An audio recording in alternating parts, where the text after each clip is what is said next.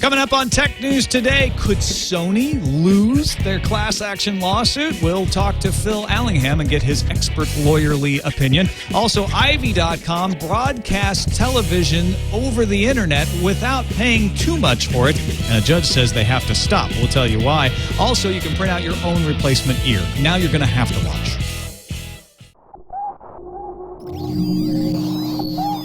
Netcasts you love. From people you trust.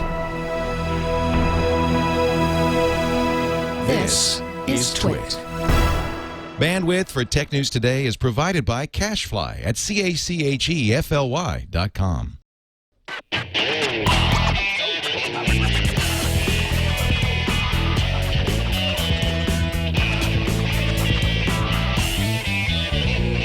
This is Tech News Today for Tuesday, February 22nd, 2011. Tech News Today is brought to you by Slingbox, which can turn your iPad into a television. With the new iPad app from Slingbox, you can watch your home TV on your iPad anywhere you go. Check it out at slingbox.com.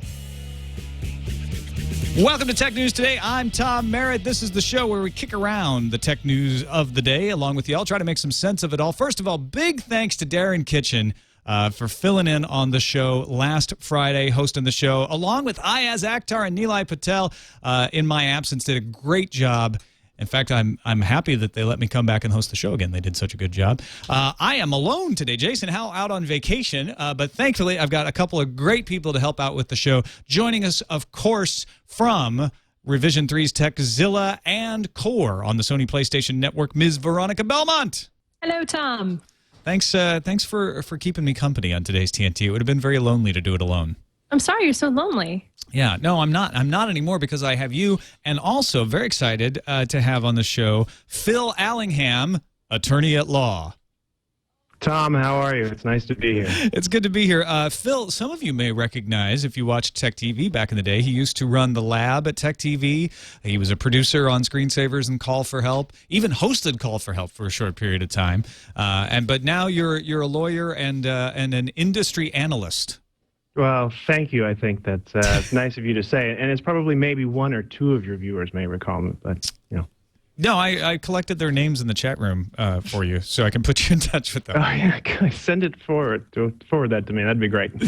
All right. Let's start off with a look at Amazon's new instant video system that is being given to us today. If you are a paid Prime subscriber, Amazon Prime is the thing that you pay $79 a year, and you get free 2-day shipping on most of the things Amazon sells. They have now automatically given anyone who's a paid Prime subscriber. There are some free Prime accounts, and they don't count for this. If you're a student account with free Prime, you don't get it. Paid Prime subscribers get access to over 5,000 pieces of content, including TVs and movies, TV shows and movies streaming over the internet. So like a Netflix streaming service, right? Yeah, totally. This is actually very interesting because I think it speaks a lot to what Amazon has planned for Prime going forward, in that it be some kind of special cool kids club in a way. Like, not only will you get the free shipping, you'll get the free streaming on Netflix, maybe you'll get access to early releases of books, that kind of stuff. I mean, I can really see them going there. It seems a little disjointed, I'd say. I mean, it from going from a 2-day shipping policy to now here have some free video. I understand what they're trying to do. I think Veronica's entirely right, but maybe come up with a different title or do it in a different way. Now it's just kind of a tack on it. It's from a business perspective. I'm not sure how they're trying to drive business with this. Yeah, it's. I think it's an incentive to want to subscribe to Prime, right? I mean, Prime is sort of a weird thing where you're prepaying your shipping, and if you think you're going to ship enough things, then you will probably make a little bit of savings on it. But it also encourages you to buy more things from Amazon. So you may not save money, or maybe you stop buying things at other places and buy them for Amazon, which is how Amazon makes their money. How does that tie into streaming video for free? I think this is just a test. I think this is a thing where they're saying, we want to start this service, but we don't want to get into the business of going head-to-head with Netflix. So let's beta test it with Prime subscribers and just make it a perk. Well, why do you think they are going up against Netflix on this? Yeah, obviously they are going up against Netflix, but I think they don't want to go head-to-head with a pay $8 for our service versus pay $8 for Netflix because they don't have the titles added yet. Yeah, Well, that's a good always thought for sure. I don't know. I still think it's some kind of premium thing that they're working on for the future. I've been a Prime subscriber for maybe the past 2 years or so, on and off though. I think I did it for 1 year, then stopped for 6 months, and then signed up for another year. And I don't really find myself ordering that much stuff on Amazon. I probably order books over Kindle more than anything else, and that doesn't really help me that much. But having other perks like being able to stream video content like this may encourage me to continue being a subscriber. Yeah, I just wonder if it's going to bring new subscribers to the Amazon Prime service. So, it's I think they are going, and Tom, I think you're right. They've got Netflix square in their sights on this one, and it'll be interesting to see if they can develop the content relationships, because that's really what's going to push this. Is there's no reason to have it if there's nothing there you want to see. Now, Netflix today announced a deal with CBS. Peter Kafka over at All Things D says, Netflix fires back at Amazon. I have a feeling this had nothing to do with Amazon. It just probably was a coincidental timing. But they have signed on a deal with CBS to bring mostly older shows, library shows from CBS to Netflix. So shows like Star Trek and Cheers and MacGyver, old episodes, will now be available as part of Netflix streaming. Unlike the deals they've done with, say, Disney, there aren't any current shows in this library. Stuff that's airing today, Peter Kafka points out Medium as an example. I don't know if that would have been my first CBS example, but maybe that's the only one he could get confirmation on. Shows like Medium won't be available until next year, so you have to wait a season. You can't watch current episodes. Yeah, if this is them firing back, not so much. Not so much with the firepower. With the good ammo. Yeah. Although Star Trek, that's pretty awesome. Yeah, Star Trek. No, it's good for Netflix. It's certainly not. I mean, Netflix is miles and miles ahead of Amazon as far as content selection right now. That's why I think this is just testing the waters for Amazon. I think you're right, Veronica, that they want to go head to head with Netflix eventually, but they're waiting right now. They just want to work the kinks out of things, build up that library. Once they've figured out that their service is smoothed out, they've got the library they want, then I think that's when they head against Netflix and start offering a version of the service that you don't have to be a Prime member to get access to. And what's nice is they already have the storage and the kind of infrastructure to support this kind of thing. Let's move on to Apple Rumor Palooza. There's a ton of them out there today. We'll try to wade through them as quickly as possible. Kara Swisher over at All Things D says Apple iPad 2 event is set for March 2nd. They haven't actually sent out the invite, so we don't have official word from Apple. But Kara, as well as a few other people, have said we've got multiple sources saying there will be an Apple event for March 2nd, and it's likely to be about iPad 2. There are also a couple of interesting stories today from a Taiwanese brokerage company called Yuanta Securities, saying that production bottlenecks at Apple's manufacturing partners would delay the next iPad by as much as 2 months. Then Jim Dalrymple over at The Loop said that's a bunch of crap. He didn't really provide any analysis to back it up. He just said not true. So who knows whether it's delayed or not. If there's going to be a March 2nd announcement, it can't be that delayed, right? Well, and even if it's a March 2nd announcement, it doesn't mean they have to start shipping right away. That's true. I mean, they could announce March 2nd that the iPad will be available at the same time as the iPhone in June. I don't think so, though. I think we'll see the iPad sooner or later. I for some reason, my gut says Dalrymple's probably right, that the sort of security chain, supply chain rumors tend to be exaggerated sometimes. Then I'm going to stab myself in the eye with a fork. Apple has a history of not announcing a product and waiting months and months and months to get it to market. They tend to bring things a little bit more quickly than for instance, I guess the BlackBerry, the playbook, which has been rumored forever and ever, and then who knows when we're going to see that. We're going to see that in a couple of weeks, is my guess. That's what we hear, and I hope that's true. Because they said Q1. This is heating up. Yeah. Q1. Yeah. So a couple of weeks would be middle of March, maybe end of March. They'll make it by the skin of their teeth in Q1. Well, skin of your teeth. It's good. That's all you need. Also, Veronica said she would stab her eye with a fork if Spore didn't come out soon a while back.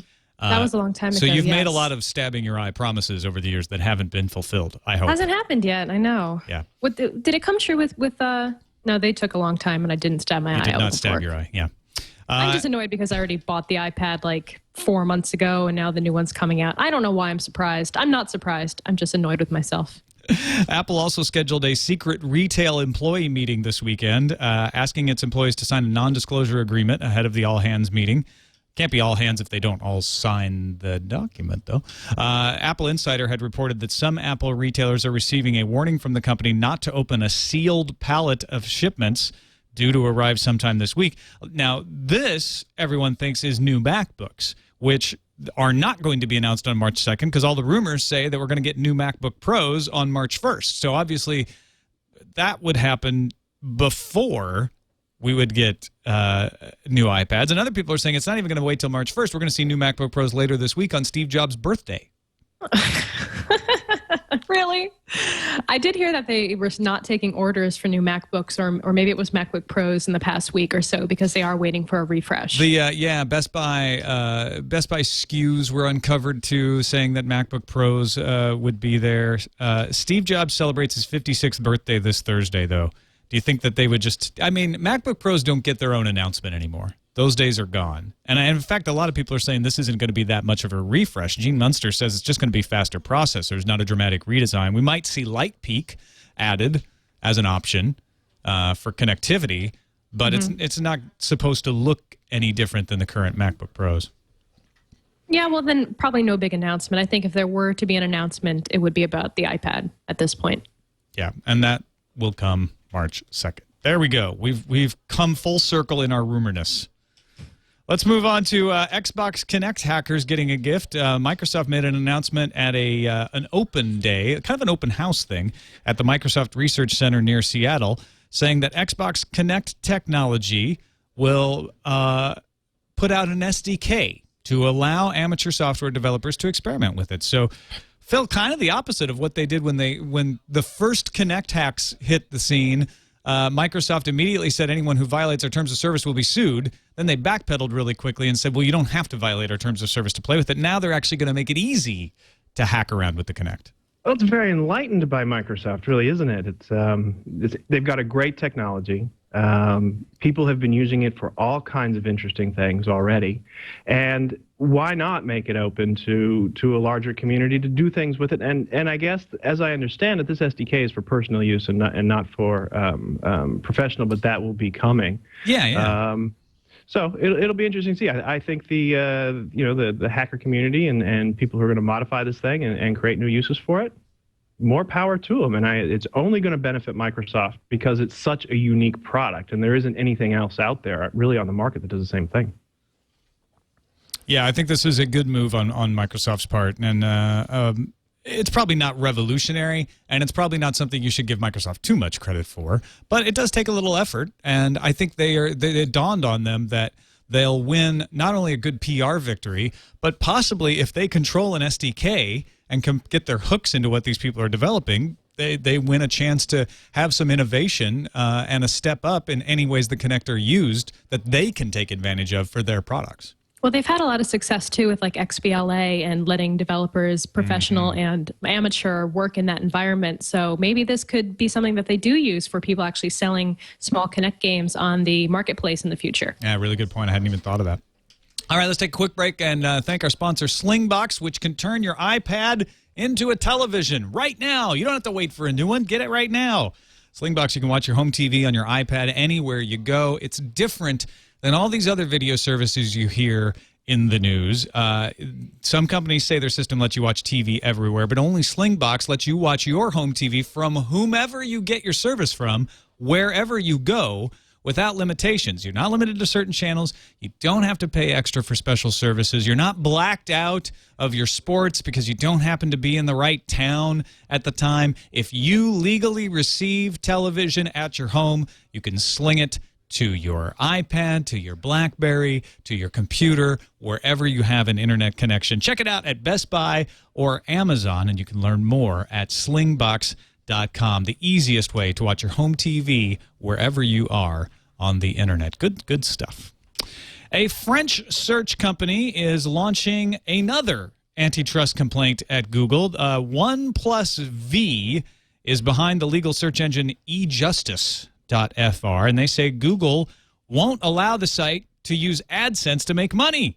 And they filed a complaint with the European Commission. This is the second complaint they've filed with the European Commission. They also were among the search engines that filed a complaint saying Google is listing them lower in search results because they're being anti-competitive. So they think that they're being blacklisted for AdSense? Well, it's hard to say. I haven't found a really good explanation of what they mean by not allowed to make money by AdSense. For Ars Technica speculates that maybe it's certain keywords are blocked because there are blocks on certain keywords that you can buy. You know, and they gotcha. very well may not. They very well may not know. They may just sort of have a speculation. It's sort of an add-on. Let's jump on Google while we can. And being a search engine is going to add a little credibility to their story. And Google's a nice big fat target for these sorts of things right now. Do you think, though, either one of you jump in with this, do you think that Google has an obligation to equally index search because of their predominance in the search market? Or can they say, like most any other search engine could say, is, hey, it's my company. I can list my stuff high if I want, and I can take money from people or not, however I feel like makes the best product? I absolutely think they have no sort of legal obligation to do so. I can't imagine why they would, unless they reach some level of, and there's been some talk that, you know, Google is almost like a utility in the fact that, you know, if you dial 411, you expect to get, you know, reasonable information back. And if they've reached that level and they're regulated, well, maybe. But to the fact that it's a private company or, you know, publicly held company, but not one that is under government control, I say they're free to do what they want. It's funny because I think that people start to assume that since Google is so all-encompassing online and that we use it for so many different aspects of our lives, from Google Voice to search to maps, that they should treat everyone equally when it comes to search results. But Phil is absolutely right. They're under no obligation to do so. Then why is everyone suing them? Is it just because they have deep cash pockets? Well, Probably. That's always the first thing you look at if you're going to sue somebody. But if it's anti-competitive behavior to the degree that they're actually excluding people from the market, and they're able to throw their industry weight around, and I'm not particularly familiar with what the European anti-competitive law would be in that regard, but there's a general sense that if you're so large that you can crush a competitor and keep them out, then, you know, maybe they're doing something wrong. There's kind of it's a populist type of idea, but it's one that's really lost a lot of sway over the last, 25, 30 years. Yeah, it is lucky that we had Phil on the show today because we've got a wealth of legally oriented stories. IVI.com, I don't know if we've mentioned them on the show before. They are a company up in Seattle that streams television over the internet for a fee. So you pay something around $5 a month, and you get access to cable channels and broadcast channels. Now, the cable channels, they actually strike arrangements with, just like any other service would, for the legal right to stream them. But the broadcast channels, they actually just take over-the-air broadcasts and put them on the internet. This has angered many of the broadcast channels. Unlike Filmon, though, which does a similar thing, Ivy actually has at least a token legal defense. They say we pay a compulsory license to the Copyright Office per a 1970 law and our 1970s era law, and therefore it is legal for us as an operator of a cable network, because we're giving television over cables, that we are allowed to do this.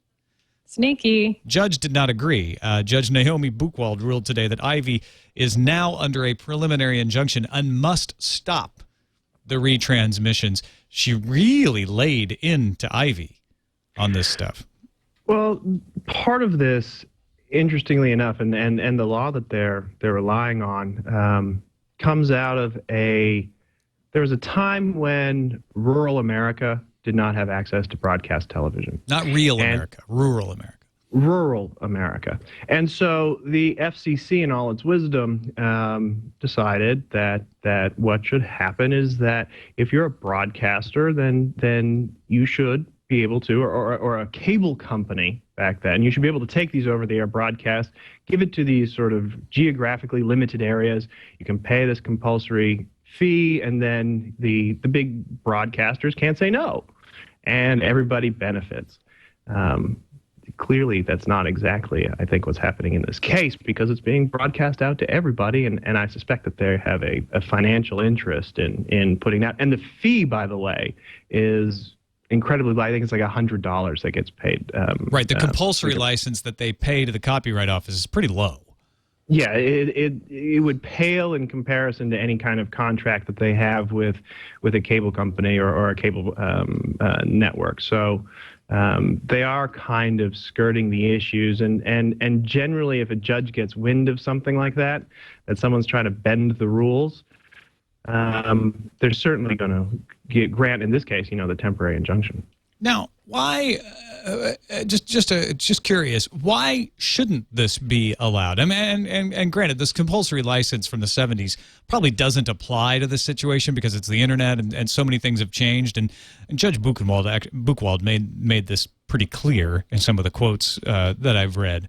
But why shouldn't I be able to take an over-the-air broadcast and retransmit it over the internet?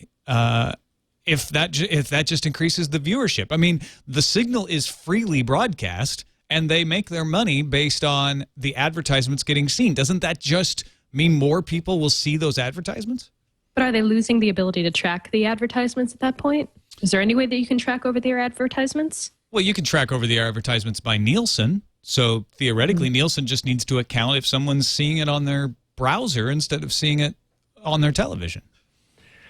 I think it's a public policy question more than it is is it going out over wires? And you have to look back at what the FCC, the intent of the law back when it was enacted. And they were trying to foster getting broadcast, news, information, and entertainment across the country and into areas where, the broadcast, over the airwaves, just wasn't reaching. And so you take that element out of it, and you've kind of lost the intent of what the original law was about. Well, we've had this kind of problem in so many different forms in the past few years over, TV online. And as Tom Home reminded me in the chat room, why Hulu was blocked on Google TV. And it's all about figuring out how to get money for these retransmissions for things that are going over on different methods, like whether it's over, rebroadcasting over the air transmissions or whether it's showing shows on an online TV. So it's no one's really figured out a good way to do it yet.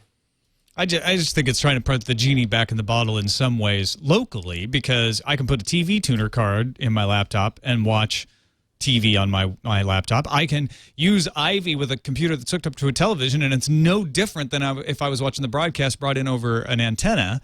So I don't see what the difference is there. The one thing I can see that they could really object to is the idea that a New York station can now be seen in California. They say they're limited to the United States, but they don't limit it to the viewing area. And I know television stations, really rely on having the people in your area watching your version of NBC. And if I can go watch New York's NBC, that hurts the San Francisco NBC because I'm not watching it and seeing their ads. It's an interesting point that you bring up, and part of that protecting the local broadcaster was part of the intent there as well. But it's a new age, and old law does not keep up with technology. That's for sure. That's just a fact. Yeah, we got another lawsuit going on between Sony and George Hotz. We've talked about that a lot on this show. But a similar lawsuit is a class action lawsuit against Sony for removing the ability to install another OS. Other OS used to be a thing on PS3 where you could install Linux, for instance, on your PS3. Sony took that away with a firmware upgrade. A class action lawsuit was brought. 3 of the 4 claims have been thrown out, but the judge allowed one claim to stand, the claim that Sony violated the Computer Fraud and Abuse Act by removing the other OS option. Now that, funnily enough, is the same law under which Sony is suing George Hotz for hacking the PS3. Well, there's a little clarification here, Tom, is that this is a motion to dismiss, and so it's not a final ruling by any stretch of the imagination. Basically, what the judge is looking at is, in the complaint and the facts that have been presented by the plaintiffs, the class action in this case, or the potential class members, have you stated facts that are sufficient to support your claim? And so in some of those, well, in all, I guess, except for the Computer Fraud and Abuse Act, the judges decided they haven't. But the judges also granted leave to amend. And so when you have a dispositive motion like this, a motion that's going to take away someone's right to bring their cause of action, have it heard in front of the courts, the court says here, yes, we're going to grant the motion, unless you go and plead something, tell me something more, I need more, give me some more, and then we'll think about it then. So this essentially isn't a blow to Sony at all. This is the last chance for the class action lawsuit to prove that it's got any case. It sounds like it's sort of clinging to a thread, the way you're putting it. Well, it leads towards, this is a good thing for Sony, because now, you put a little more pressure back on the plaintiffs to come up with a viable cause of action. I think they've got an uphill battle on some of the claims. I mean, there were a variety of them. The three that seem to be the most weighty are these warranty, there's an express warranty and an implied warranty. Those were hotly debated. Those two have both been stricken as we stand, although it'll be interesting to see if the plaintiffs come back. And the last was the computer fraud. That's the one that the judge has said. And Sony's still trying to use its warranty as a defense against computer fraud and abuse. It says, look, we're not entering someone's computer illegally. We have granted them certain rights under the warranty, and those rights go away when the warranty expires. So we get to do whatever we want to the computer after that. Well, the express warranty is a warranty, basically says we as a company, we're stating that the product is going to do or not do something, and typically for some period of time. Your car isn't going to break down for the first 5 years. Your and if PS3 it does, will be able to run other operating systems. Right, but the Sony's point along that line specifically, as we said, they didn't say how long. So yes, it did when you bought it, but if we take it away after the fact, this is their claim. Yeah. Is that we haven't breached an express warranty. That we have the right to change that stuff anytime. At some point in the future, and that's what when they look at their terms of service with the consumer, they're saying that they had the right to do that. Over on the George Hotz side of things, he is realizing that it's going to be very expensive. I mean, I don't think he's realizing that. He's dealing with the fact that it's going to be very expensive to continue his case against Sony. He started a blog where he's laying out why he doesn't think he's guilty and why he wants to fight this. He says, look, I never pirated a Sony game. I've never encouraged people to pirate Sony games. All I'm trying to do is the same thing you're allowed to do to your smartphone, jailbreak a device I bought to do something that I want with it that's not illegal. That is, play homebrew games. So he started a blog, geohotgotsued.blogspot.com, which explains his whole case and also asks for donations for his legal fund because it's going to be pretty pricey. And he's got some people helping him, but if you're interested in finding out more about his arguments, take a look at that.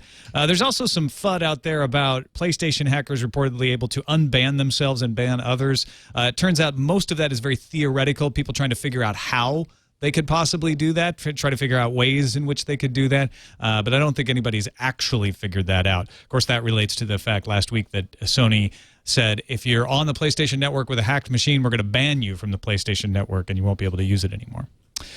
Finally, should employers be allowed to ask for your Facebook login? We actually talked about this on TWiT on Sunday, but I thought it was so outlandish we should bring it up again. The Atlantic reporting that the Maryland Department of Corrections requires that new applicants or applications for recertification give the government not only their social media account usernames, but also their personal passwords. This is insane. Sorry, I went to go make a sandwich. I'm back now. No, this is absolutely insane. This is basically like giving them the ability to go in and read your personal messages, which is basically like email at this point for a lot of people. So you're giving them access to private correspondence as well as your list of every single person you know on Facebook, your private email addresses, your phone numbers, any information that you're storing on your Facebook profile can be accessed by these people who are basically trying to hire you. It's insane. Yeah, and it's Maryland law is really going to be what this is going to come down to. This case being there, under California, we have a constitutional right of privacy here in California under the California Constitution. There's no way. It is very unlikely. That How lawyerly of you. Very, very unlikely. This would fly in California. I can't imagine. It blows my mind. Is this something where they maybe just had a bad advisor telling them to do this? Like someone within the Department of Corrections being like, oh, just ask them for their login information. That'll make everything all easy. Not even understanding really what they were asking for. Yeah, it's an interesting question. I've had background checks done on me, and they do ask for personal information from you that you might not normally be willing to divulge, but it's the kind of thing that you need to divulge if you want to be in a security sensitive position. You know, have you ever done drugs? Have you ever been committed crimes? All of those sorts of things. But they don't ask, can we please read your email? Can we read your mail for the next couple of months? They don't ask for keys to locked items in your house. Mm-hmm. To me, that's the analog here. Is they're saying, giving up your Facebook ID and your Twitter ID so they can go look at your accounts. I think that would be fair under a certain background checks because that stuff's there, right? Saying, can we have the password to log in? And that just overreaches because they're not just getting access to your information, then they're actually getting access to your entire ability to post. That's exactly. Yeah. This is strange. They've definitely gone a step too far. Now, what you've posted on Facebook, now that could be completely relevant. Sure. You'd want to know what somebody has said. Certainly there have been similar cases. There's the National Labor Relations Board is a government organization that oversees the right to collective bargaining. So if there's a union out there, and they certainly have come down on the side that you even as a union member, you can't be told by your employer that you can't do something like go and make a disparaging statement against your boss. Even, that is protected. Mm-hmm. So if you can't in that situation be held accountable, how could they ask to go in and see everything that you've done? On a similar point, I have seen employers starting to ask their employees, do you have a Facebook account? And we have a policy that you don't. And so you're going to have to tell us either that you don't have one, or if you have one, you're going to close it before, as a precondition to employment. That's maybe a slightly more tenable position for an employer to take, but not what Maryland's doing in this one. We had one guy who was listening to us, Aussie TB, was listening to us talk about this on TWiT, and he suggested if a company wants to do a background check that includes Facebook activities, just ask to be accepted as a friend. Just put in a friend request. And then you could friend the background checker, and then he can see everything in your profile. It's still not the same. All right, let's move on. Let's move on to the news fuse.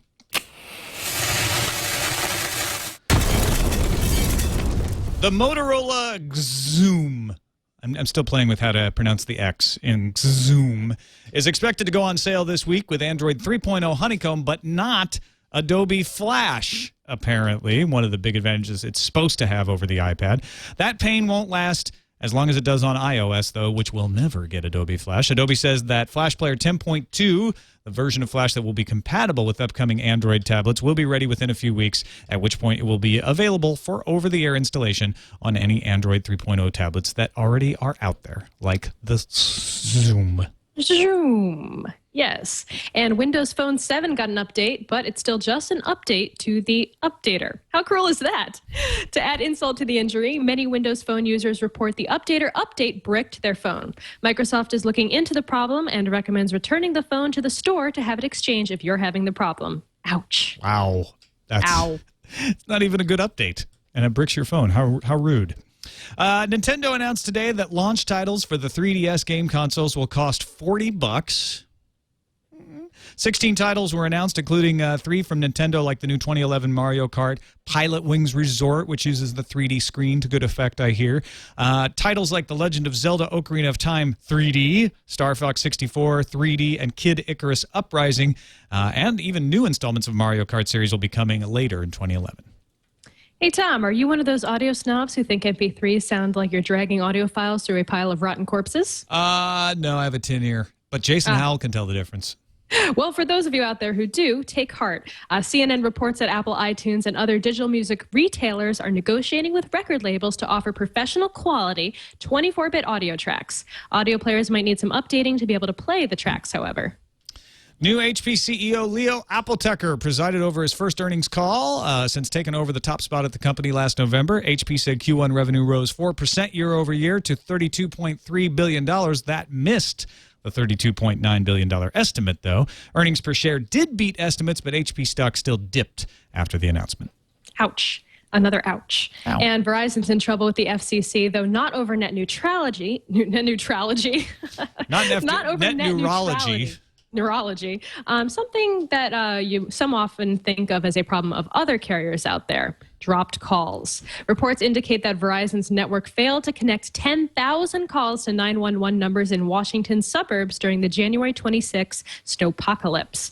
Verizon says they're addressing the issue and called it a mass call event. Yes, it was a mass call event. Well, except for the people who couldn't make calls. A mass fail event. Yeah. Using your phone as a cash register just got cheaper. Mobile payments company Square is dropping the per-transaction charge for any business using its mobile payments device and service. Square previously charged 2.75% of each transaction amount plus a flat 15 cents per transaction fee. Today, Square is dropping the 15-cent charge, so all you pay is the 2.75% per transaction.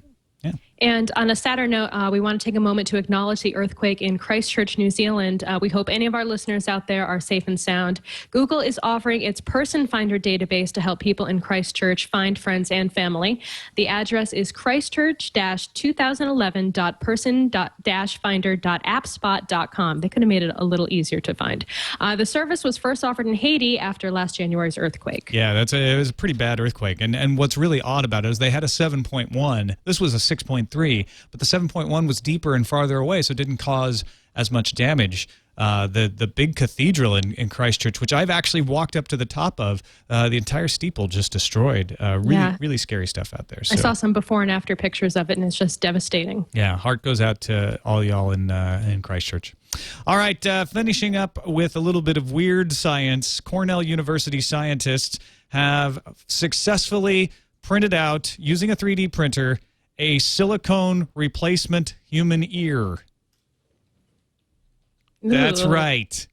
So if your ear gets chopped off, you'll be able to print out a new one.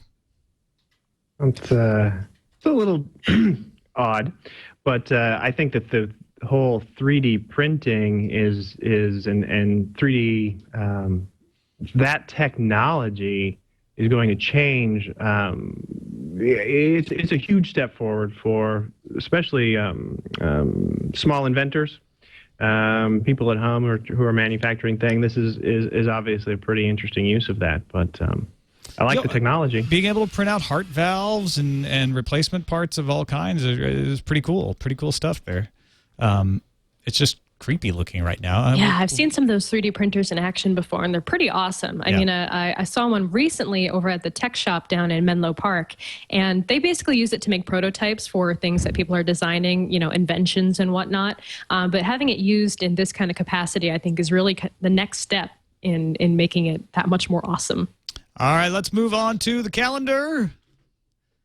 Hello, calendar. There's calendar. Legend of Zelda originated 25 years ago yesterday. We didn't have a show yesterday because of the President's Day holiday in the U.S., but we wanted to wish a happy 25-year birthday to The Legend of Zelda. Are you humming the Zelda theme? Nice. What? February 21st, 1986. Legend of Zelda came to the Famicom console in Japan. We are old. I'm so old. Also on the calendar, Windows 7, Windows Server 2008 R2 Service Pack 1 has hit Windows Update. So if you're interested in that, take a look. AT&T Motorola Atrix 4G is now on sale for $150 at Amazon, or you can get it at Radio Shack. And apparently you can get it for a little cheaper at Walmart, $130. Verizon announced Zoom pricing with subsidy, $600 with a 2-year contract, $20 per month for 1 gigabyte of data. HP, according to Digitimes, will start selling its WebOS 3.0 based touchpad in April. That's a little earlier than was expected. We'll see if they're right about that. And Windows 8 beta for tablets due out in September. So says Mary Jo Foley after getting a sneak peek at a Windows 8 product map, which led her to do a little math. She knows what she's talking about. She says we might see a Windows 8 beta as early as September, and then it would go on sale mid-2012. Windows 8 already? That's crazy. The time just flies. You're going to be at South by Southwest, right, Veronica? No? Yeah? I am, yeah from Saturday to Tuesday morning. Excellent. Want to be on TNT on Sunday? I'm working on it. That's the third time you've asked, Tom. I'm working on it. Matt Million's going to be on. Third time. Just so you know. I'm looking at my schedule. South by Southwest coverage on TWiT begins on Saturday. Leo will be doing the Tech Guy live at 1 o'clock from an Austin radio station. We'll also be wandering around with the live view that day. And then we're having a meetup. We'll be at Momo's in Austin for quite a while on Sunday, March 13th, starting at 1 p.m. with the Tech Guy live from Momo's. Tech News Today starts right after that at 4 o'clock, Veronica. 5 o'clock, TWiT from Momo's, and then at 7 o'clock, a general meetup right after TWiT. So if you're going to be in Austin, even if you're not there for South by Southwest, if you just live there or you're passing through, come see us Sunday, March 13th at Momo's. On to the email to TNT@twit.tv. Aaron C., we know him from the chat room, says, here's an angle on all the hoopla about Apple's onerous subscription terms. We've been talking about this a lot. Aaron says, I predict magazines will break themselves up into smaller chunks. We'll use the Wall Street Journal as an example. Substitute whichever ones you want. The Wall Street Journal would separate into the Wall Street Journal syndication that writes the articles. Next, Android Street Journal would get most of its content from Wall Street Journal syndication, then Apple Street Journal, Wall Street Journal Web, etc. You'll get a few authors or at least editors moving into these divisions that will really solidify it as a separate business. You'll even see a lot more authors going freelance and just happen to sell their articles exclusively to all of the previous Wall Street Journal properties. And of course, what Aaron's proposing is a way around Apple's requirement that if you sell your subscription outside of the App Store at a certain price, it has to be sold within the app at the same price or lower. Bastards. I think it's brilliant. I think what Aaron's up to is totally brilliant. Yeah. It's like, well, it's not the same. Idea. It's the Android Street Journal. It's the Wall Street Journal Android. It's not the same paper. We have two different stories in that one. That's very clever. You think it would work? And then the next email. Hey guys, insert obligatory love for the show remark. I listen to you guys whilst I work, so needless to say, I'm a bit behind on shows. Was listening to episode 180 and heard the remark Jason made about the shortcut buttons at the top of your keyboard. Just thought I'd let you know I use those buttons so frequently that some of the lettering has worn off a few of them. Consider my 2 cents given. Keep kicking the news, Donald. That's the person that used them. He's the guy. Thank you for writing in, Donald. All right, that's it for this edition of Tech News Today. Phil Allingham, thank you so much for being on the show and sharing your legal wisdom with us. Well, thank you, Tom. I've had a fabulous time. If people want to find out more about you or what you're doing, where should they go? You can always come over to my website at pga-law.com. And Veronica Belmont, a pleasure as always. Which of your many enterprises would you like to highlight, Sword and Laser? Yes, actually, I do want to talk about Sword and Laser because that was one of my favorite episodes that we recorded yesterday. An interview with Patrick Rothfuss, who just finished writing, who's going on book tour for the next book in his King Killer Chronicles series. Started with The Name of the Wind, and he's got a new book coming out on March 1st. And so we interviewed him, and he was a great, great guest, and we had a blast. So yeah, definitely check that out at swordandlaser.com. And of course, you can find all of my stuff linked to from about.me/Veronica. All right. Thanks, everybody, for watching or listening. We'll be back tomorrow with an all-new Tech News Today. Twit.tv/TNT is our website. TNT@twit.tv is our email address. And you can give us a call, 260-TNT-SHOW. We'll see you tomorrow.